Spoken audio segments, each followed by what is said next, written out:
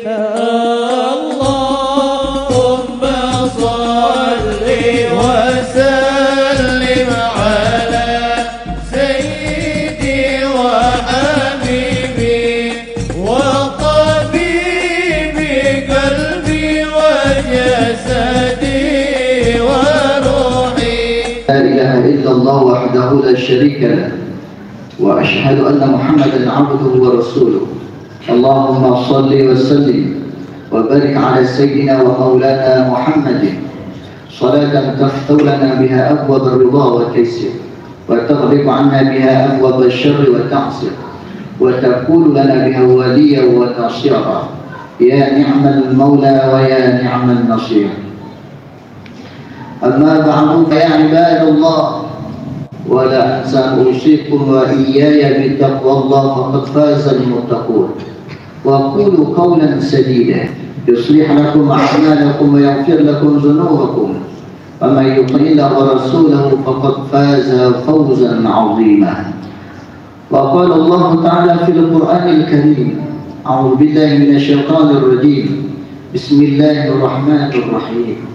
قل إن الموت الذي تفرون منه فإنه ملاقيكم، ثم تردون إلى عالم الغيب والشهادة فينبئكم بما كنتم تعملون. وقال رسول الله صلى الله عليه وسلم في حديثه الشريف: اتق الله حيثما كنت وأتبع السيئة الحسنة تمحوها وخلق الناس بخلق حسن. صدق الله العظيم وصدق الحبيب الكريم، ونحن على ذلك من الشاهدين والشاكرين، والحمد لله رب العالمين. Hadirin jamaah Jumat yang dimuliakan oleh Allah Subhanahu wa taala. Kita sebagai hamba Allah yang selalu bergantung kepada Allah, yang senantiasa selalu bermunajat, berrajak, mengharap kepada Allah. Tidak terlepas kita semuanya adalah hidup kita dengan kudrah dan iradah daripada Allah Subhanahu wa taala. Maka sudah semestinya kita sebagai hamba Allah yang dhaif senantiasa memuja dan memuji Allah Subhanahu wa taala atas segala limpahan rahmat dan nikmat-Nya. Wa khusus sampai dengan detik ini Allah masih menetapkan dalam dada kita nikmat iman wal Islam. Atas dasar daripada nikmat tersebut kita dapat melaksanakan segala perintah Allah, mulai halnya daripada yang wajib hingga yang sunat, dan juga dari berkat daripada nikmat tersebut kita berusaha selalu meninggalkan larangan-larangan Allah, daripada halnya yang haram sampai kepada yang makruh, sampai kepada hal yang berbau khilaful aula dan syubhat. Kemudian selawat dan salam kita selalu kita curahkan dan kita alamatkan kepangkuan baginda besar Nabi Muhammad sallallahu alaihi wasallam, yang dimana oleh Rasulullah sallallahu alaihi wasallam yang telah meninggalkan kepada kita dua pedoman hidup, dua perkara, di mana siapapun yang berpegang kepada dua perkara tersebut, dua pedoman hidup tersebut, Rasulullah sallallahu alaihi wasallam menjamin tidak akan sesat selama-lamanya. Sebagaimana disebutkan dalam hadis Nabi, "Man tamassaka bihi ma lam tadillu abadan kitab Allah wa sunnati rasulih." Dalam sebahagiannya disebutkan lagi, "Taraktu fikum amrayni man tamassaka bihi ma lam tadillu abadan kitab Allah wa sunnati rasulih." Siapapun di antara kalian telah aku tinggalkan kepada kalian, di mana bila kalian berpegang kepada dua perkara tersebut, maka tidak akan pernah sesat selama-lamanya. Disebutkan dalam hadis ini adalah dengan lam dan nun. Setiap kalimah yang disebutkan dengan lam dan nun itu menunjukkan pemahaman adalah lam tidak akan pernah, lam tarda, maka tidak akan pernah meridai, dan tidak ada celah tersebut. Maka siapapun yang berpegang kepada Al-Quran dan hadis tidak akan pernah sesat selama-lamanya. Itulah hadis Nabi adalah yang ditinggalkan kepada kita, bahwa hadis-hadis yang dipahamkan daripada para ulama itu semuanya adalah dasar hakikatnya adalah wahyu Allah. Maka dalam hal tersebut hadis Nabi, Al-Quranul Karim itu semuanya adalah pegangan kita yang paling mendasar sekali. Maka mulai daripada Al-Quran dan hadis, maka keluarlah hukum-hukum, keluarlah penjelasan-penjelasan daripada ulama. Maka bila saat kita berpegang kepada hukum-hukum para ulama yang didasari daripada Al-Quran dan hadis, insya Allah kita tidak akan sesat selama-lamanya di dalam dunia ini maupun di akhirat. Kemudian salawat dan salam pula kepada dan sahabat beliau sekalian, para ahli ulama, tabi'in dan tabi'in, ulama mutaqaddimin dan mutakhirin, dan kepada seluruh ahli ulama yang mu'tabar. Hadirin sidang jamaah Jumat yang dimuliakan oleh Allah Subhanahu wa taala. Syekh Ahmad Al-Hijazi di dalam kitabnya, beliau adalah membagikan al-mukallafun ala arba'atin aqsam. Mukallaf tersebut bahasa lainnya adalah manusia yang ada tuntutan kewajiban ataupun ada perintah Allah yang wajib ditunaikan. Itu terbagi kepada 4 pembahagian. Singkatnya, manusia itu adalah terbagi kepada 4 pembahagian. Yang pertama adalah kelompok yang pertama, qaumun khalaqahumullahu ta'ala li khidmatihi wa li jannatihi wa humul al-anbiya wal awliya was salihun wal mu'minun. Yang pertama adalah kaum yang dimana Allah ciptakan kaum tersebut adalah untuk pengabdiannya kepada Allah dan untuk surga Allah. Ini adalah mereka seperti para nabi, para aulia, orang-orang yang saleh, orang-orang yang beriman kepada Allah. Allah wujudkan ke dalam dunia, lahir ia dari golongan orang-orang yang Islam, beriman kepada Allah dan Rasulnya, dan ketika saat kembali kepada Allah pun dalam keadaan iman pula. Allah selamatkan imannya. Ini adalah kaum di mana Allah ciptakan untuk pengabdian kepada Allah dan untuk surga Allah. Karena ketika saat dia di dalam dunia, maka tumbuh dewasa dalam agama Islam, maka ada kewajiban-kewajiban daripada Allah Subhanahu wa taala yang wajib dikerjakan, yang wajib ditunaikan. Maka ketika saat mereka melakukan pengabdiannya kepada Allah dengan melakukan ibadah kepada Allah, dengan melakukan adalah sunnah-sunnah Rasulullah, maka ini dinamakan khidmah kepada Allah.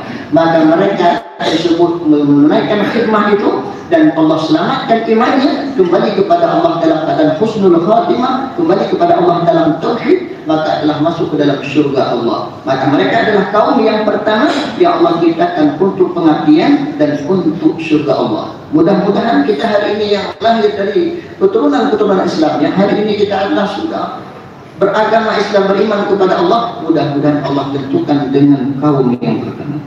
Yang kedua adalah qaumun khalaqahumullahu ta'ala la li khidmatihi wa li jannatihi.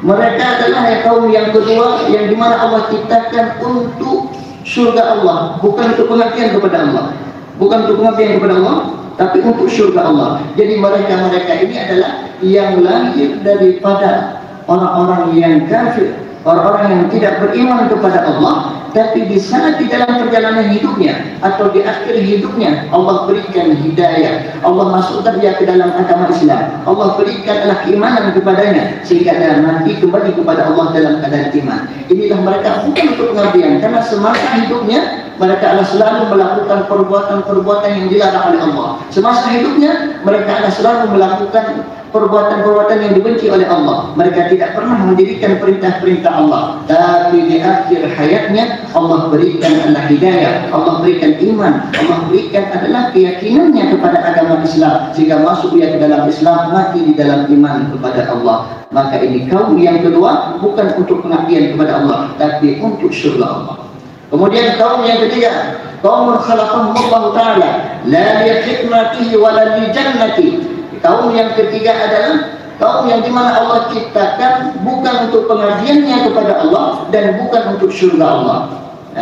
Jadi ini adalah kaum yang lahir dalam keadaan kafir ataupun dalam keturunan-keturunan kafir. Mereka adalah ingkar kepada Allah, tidak mau beriman kepada Allah, sampai kepada akhir hayatnya pun mati dalam keadaan kufur, mati dalam keadaan kafir, tidak beriman kepada Allah. Nah, ini kaum yang ketiga yang dimana Allah ciptakan bukan untuk pengabdian kepada Allah dan bukan untuk surga Allah. Kemudian yang terakhir, kaum yang keempat adalah kaum khalaqahumullahu ta'ala la li khidmati la li jannati wa li khidmati. Bukan untuk surga Allah tapi untuk pengabdian. Diciptakan oleh Allah untuk pengabdian tapi bukan untuk surga Allah. Ini adalah kaum yang lahir dari keturunan Islam, dari orang-orang yang muslim, kakek nenek mak bapaknya adalah muslim, tapi di akhir hayatnya ataupun di ujung kehidupannya adalah dia murtad kepada Allah. Dia akan meninggalkan agama Islam, dia adalah tidak beriman lagi kepada Allah, akhirnya mati dalam keadaan kufur. Ini adalah kaum yang diciptakan oleh Allah untuk bukan untuk pengabdian, tapi bukan untuk syurga Allah. Ini adalah kaum tersebut ni orang-orang yang lain dari golongan yang muslim, yang beriman kepada Allah, tapi di akhir hayatnya kembali dia dalam keadaan kafir. Maka na'udzubillah min dzalik. Maka dalam hal ini, masalah kehidupan kita di akhir hayat, apa akhir kehidupan kita, tidak ada yang tahu. Maka oleh karena demikian, Al-Imam Sufyan Ats-Tsauri, sebagaimana dijelaskan oleh Syekh Sahal, bahwa beliau adalah sering menangis, kasirul buka, banyak menangis Al-Imam Sufyan Ats-Tsauri, sehingga waktu lalu dikatakan ada sahabat atau murid beliau yang mengatakan kepadanya, wahai ya Aba Tsauri, bukankah keampunan Allah jauh lebih besar daripada dosamu? Apa jawab beliau? Apakah karena ini aku menangis? Lo alimtu amr anni ala tauhid la ubadi bi amsalil jabal min al khutaya. Kalau seandainya aku tahu Allah akan mematikanku dalam keadaan iman kepada Allah, di dalam agama Allah, dalam tauhid, maka aku tidak menghiraukan walaupun dosaku menggunung. Itu kata Imam Sufyan Ats-Tsauri. Begitulah para wali Allah, begitulah para ulama-ulama yang salihin, selalu menangis, selalu mengingat apakah akhir hayatku nanti. Maka ibadah yang dilakukan oleh para ulama, ibadah yang dilakukan oleh para wali Allah, bukan ibadah karena menunaikan kewajibannya. Tapi apa? Ibadah yang dilakukan bukan karena untuk syurga Allah, bukan karena takut daripada neraka Allah. Tapi ibadah yang dilakukan oleh para ulama, orang-orang yang saleh, adalah pengabdian kepada Allah. Ini karena perintah Allah, bukan semata-mata karena kewajibannya saja, tapi dilakukan benar-benar adalah mengharap, sudah selayaknya. Kita hari ini, siapa yang mewujudkan kita ke dunia hari ini? Allah. Siapa yang memberikan rezeki? Allah. Siapa yang memudahkan urusan kita? Allah. Semuanya kita hari ini itu adalah karena Allah. Maka sudah selayaknya kita sebagai seorang hamba untuk mengabdi kepada Allah, menunaikan perintah Allah. Maka mereka menunaikan perintah Allah ini adalah semata-mata yang dipandang Allah, mengharapkan keridhaan Allah, mengharapkan rahmat Allah. Semata-mata yang dipandang adalah Allah saja, bukan syurga dan bukan neraka. Begitulah para wali, sehingga mereka beribadah mengharap, supaya layak mengharap kepada Allah, maka hamba tersebut melakukan ibadah. Tapi kalau hamba Allah yang tidak layak, yang tidak mau beribadah, maka tidak layak dia berharap kepada Allah. Ada orang yang ahli maksiat, yang tidak mau mendirikan sholat, tidak pernah mau hadir dalam majelis taklim, tiba-tiba berharap kepada Allah, ya Allah mudahkan urusanku, ya Allah mudahkan segala usahaku, ya Allah berikan rezeki kepadaku, ya Allah berikan ridhamu, ampunanmu, ya Allah mudahkan jalanku syurga. Tidak layak hamba tersebut untuk berharap. Karena sebagaimana Syekh Ibnu Athaillah Iskandari beliau menjelaskan dalam kitab Al-Hikamnya, hakikatul raja maka amalu. Hakikat orang yang berharap, hakikat harapan yang sebenar-benarnya adalah yang layak berharap itu adalah siapa? Maka amalu, yang menyertai harapannya itu, yang berharap tersebut selalu menyertai dengan perbuatan amal soleh. Yang mereka mau mendirikan sholat, yang mereka mau mendirikan zakat, yang mereka mau beramal soleh, yang mau beribadah. Maka ketika mereka memohon kepada Allah, apapun yang mereka mohonkan, apapun yang mereka harapkan kepada Allah, maka layaklah bagi mereka. Tapi waman lam yuqarribuhu amalun, orang-orang yang tidak, harapannya tidak disertai dengan perbuatan amal soleh, maka mereka tidak layak, bukan dianggap oleh orang yang layak untuk berharap kepada Allah. Mereka bermaksiat kepada Allah, mereka tidak mau mendirikan sholat, mereka tidak mau beribadah kepada Allah, tiba-tiba berharap kepada Allah. Ini tidak layak. Tapi Allah berikan nanti apa? Istidraknya saja. Artinya Allah mudahkan urusannya tapi tidak ada ridha Allah, Allah mudahkan rezekinya tapi tidak ada ridha Allah. Yang kita takutkan sebagaimana dijelaskan dalam kitab Wasiatul Mustafa, apabila Allah semakin murka kepada hambanya, Allah mudahkan rezeki yang haram.